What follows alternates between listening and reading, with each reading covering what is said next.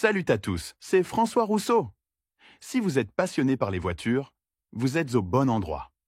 Continuez à regarder, on va entrer dans le vif du Le sujet. tachymètre n'est pas un élément indispensable de la voiture, mais il est en même temps très utile. Il prolonge considérablement la durée de vie du moteur et permet d'éviter des réparations coûteuses. Toute personne soucieuse de sa voiture devrait savoir comment brancher un tachymètre. C'est ce dont nous allons parler. Qu'est-ce que ce dispositif? Pour commencer, il faut comprendre ce qu'est cet appareil et quelles sont ses principales fonctions. Le tachymètre est un appareil de mesure qui détermine la vitesse de rotation du vilebrequin du moteur. L'unité de mesure est le nombre de tours par minute, TR-min. Presque toutes les voitures modernes sont équipées d'un tachymètre, qui permet d'exploiter au mieux les capacités du moteur. Si l'équipement de base ne comprend pas de tachymètre, celui-ci peut être acheté séparément et installé sur les moteurs diesel et à essence. Principale fonction de l'appareil. L'objectif de cet instrument dans une voiture est de sélectionner le rapport le plus approprié pour le fonctionnement continu du moteur. La plupart des marques de voitures modernes sont équipées de tachymètres analogiques. Le propriétaire de la voiture se rend compte qu'il est nécessaire de changer de vitesse à l'aide de la flèche,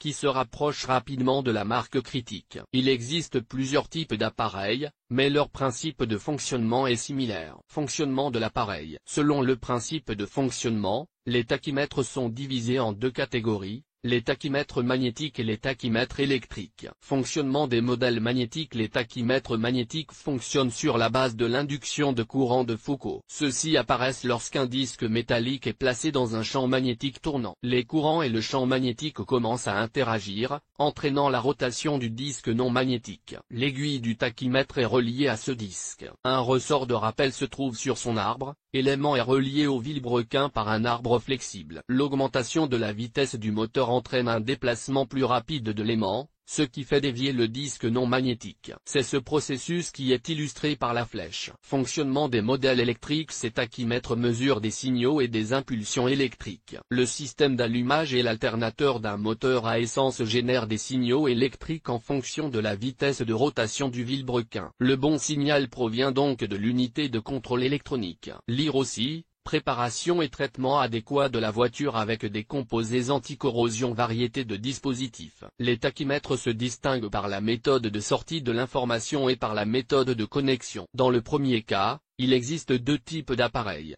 Numérique, les données sont affichées sur un petit écran. Analogique, le conducteur reçoit l'information par le biais d'une flèche mobile. Selon le principe de connexion, les tachymètres sont c'est de ces modèles que sont équipées les marques automobiles modernes. Ils sont intégrés au tableau de bord. À distance.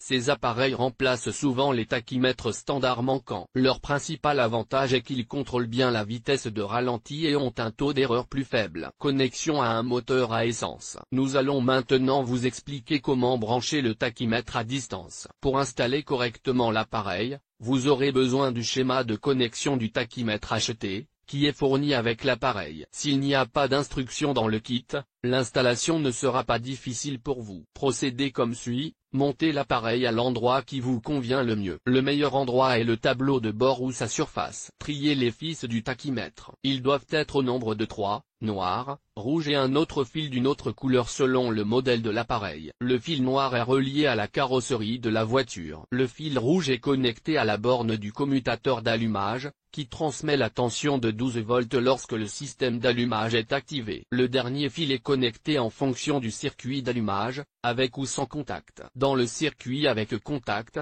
le fil est connecté au limiteur de vitesse, tandis que dans la version sans contact, le fil est connecté au commutateur de tension. De nombreux tachymètres sont équipés d'un rétroéclairage du cadran ou de l'écran. Si les caractéristiques techniques le prévoient, connectez l'appareil au feu de stationnement de la machine en utilisant la borne appropriée du commutateur d'allumage. Branchement sur un moteur diesel. Voyons maintenant comment raccorder un tachymètre électronique à un moteur diesel. L'installation du tachymètre est assez simple. Tout d'abord, vous avez besoin d'un tréteau ou d'une fosse d'inspection pour retirer la protection de l'alternateur et la nettoyer. Vous trouverez sur la bobine des bornes responsables de divers processus. Vous aurez besoin de la borne étiquetée W. Remarque, Si vous ne trouvez pas la bonne borne, utilisez la borne menant au redresseur de l'alternateur sur la bobine. Choisissez l'une des 3 bornes et soudez-la à l'extrémité du câble de l'instrument. Isolez le point de connexion. Connectez-y le contact du tachymètre. Fermez le contact de la pompe à huile. Cette opération est nécessaire pour obtenir une mesure plus précise, sinon le témoin de pression d'huile sur le tableau de bord s'allumera. Après avoir atteint 2500 termine. Vérifiez que le tachymètre électronique est correctement branché et remettez le couvercle de l'alternateur en place. Important, vérifiez que les fils n'entrent pas en contact avec des pièces mobiles. Vérification du fonctionnement de l'appareil. Après avoir connecté le tachymètre au moteur, il est nécessaire de vérifier son fonctionnement. Si la flèche bouge, c'est que tout est connecté correctement. Mais n'oubliez pas que l'appareil peut tomber en panne, la flèche commence à sauter, etc. Pour certaines raisons. Les causes les plus fréquentes de panne sont les suivantes: le fonctionnement prolongé du moteur, qui provoque des vibrations et endommage l'écran. Violation de l'isolation, déconnexion des contacts et oxydation de ceux-ci. Lire aussi, est-il permis de teinter une plaque d'immatriculation et comment le faire? Il est possible d'identifier et de résoudre ces problèmes par soi-même. Si la cause est le capteur lui-même, qui est défectueux, vous devrez le remplacer. Dans les cas plus complexes, la solution consiste à se rendre dans une station-service. En résumé, nous constatons que l'installation d'un tachymètre n'est pas une tâche si difficile. Mais vous ne devriez pas vous atteler à cette tâche si vous n'avez pas les compétences théoriques et pratiques nécessaires en matière de réparation automobile. Si vous n'avez pas confiance en vos capacités, il est préférable de faire appel à des spécialistes. Faites-nous part de votre avis dans les commentaires.